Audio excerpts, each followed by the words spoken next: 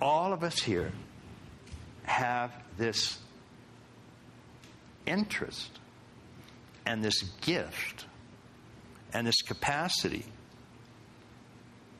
to be integrally oriented. And that is an extraordinary fact. And it, of course, is changing your life and will continue to change your life. And one of the best things that we can do is huddle together and create these new rules for the gifted. And that means humility, and that means compassion, and that means care and concern and service. But all of these are factors that go into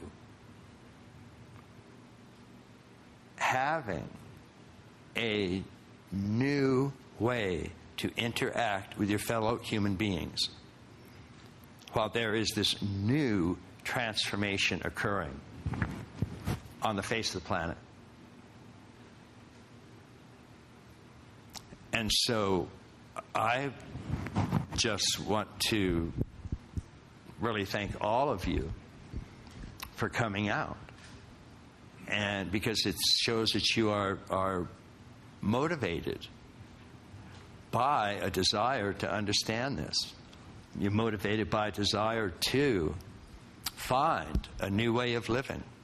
Literally, a new way of living is being created. And 5 times in humanity's history this has happened. And for better or worse, you're the 6th. And that is astonishing. It's astonishing. And to have all of you basically have the courage to step into that is amazing. And my hat is off to all of you. Understanding that is not bragging. In Tibetan Buddhism, there's a profound practice of visualization. And you visualize yourself as a deity, literally. And there are 2 qualities of that practice that are important. One is the clarity that you hold this vision. And the second is divine pride. That you literally have the divine pride that you are God. And until you can find that divine pride, you're not doing the practice right. It's the very, very same with integral understanding. It has a clarity that you need to develop and work on, and that goes with humility. But it also goes with divine pride. This is a very, very important time in history, and it's very, very important that you can step into being able to hold this integral pride. And again, that's different from bragging. It's stepping into a situation where you are honest with yourself and can admit there is the 6th transformation of humanity that's occurring. And for better or worse, I'm part of it. And until you can honestly step into that, then, well, low self-esteem. And that's what we sort of want to watch out for. So it is okay to think of being proud of what is happening.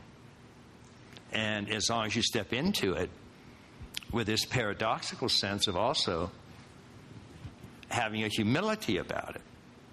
Again, it's not a braggadocio. It's a simple acknowledgement that you wouldn't be here, you wouldn't have this interest, you wouldn't be motivated by these holistic drives and motivations unless your consciousness was at that leading edge. And the sooner you can let that in, then the sooner your gifts can become part of this evolutionary unfolding. The sooner you acknowledge that you are at this leading edge, or you wouldn't be interested in it, then the sooner your gifts can go back into it.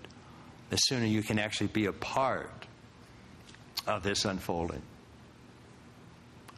And you could say the same thing when foraging went into hunting.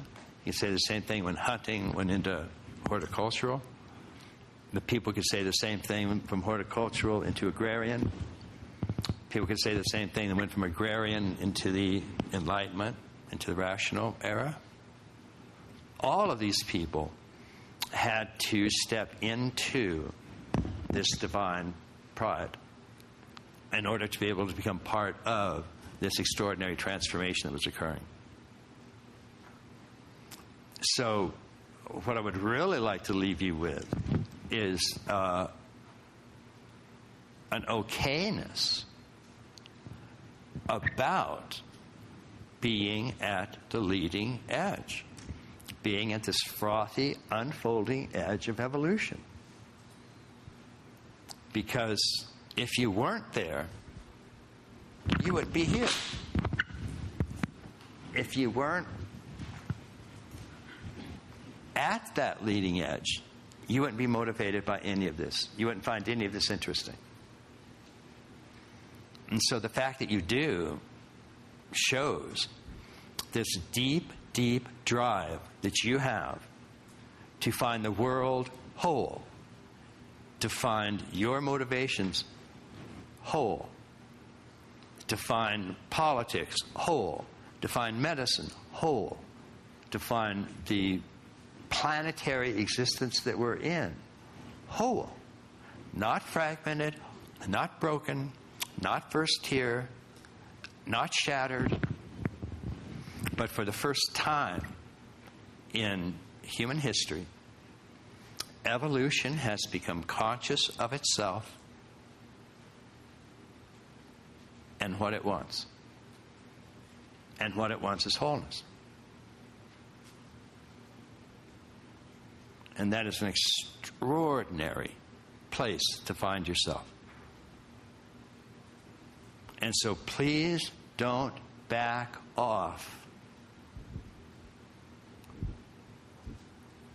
you're deserving to be here.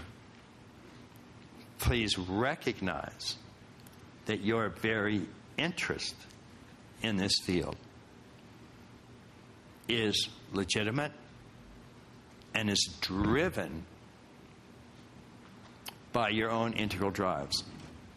They're there, they're pushing you, they are driving you, and they are part of what, in fact, will make the new wave of consciousness on this planet. Astonishingly. And so we can't have you timidly backing off. Humility, yes. False humility, no. So let me just stop there and hope that what I've been saying is understood. It's not to increase a again, a braggadocio. It's not, I don't want you to think in a swell-headed way. But what I do want you to do is not shrink from the fact that you have this drive, and therefore the fact that you can do it.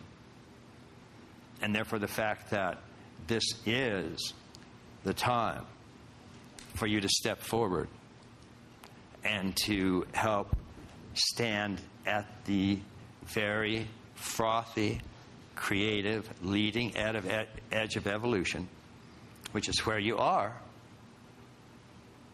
and then from there contribute what gifts you have to making this transformation everything that it can be. And it can be an absolutely glorious, extraordinary awakening. Or it can just putter along and peter out.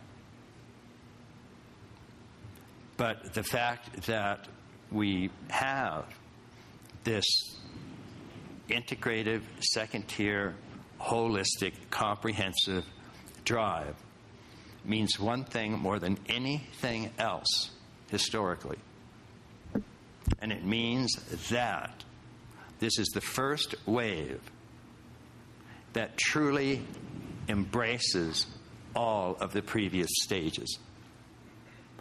And therefore, it's the first stage, integral, that can actively embrace pluralistic, rational, mythic, magic, and archaic.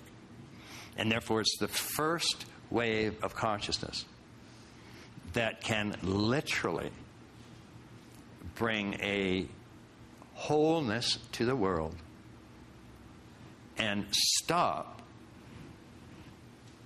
culture war. And without stopping culture war, we're not going to stop physical war. And so all of the topics of conversation,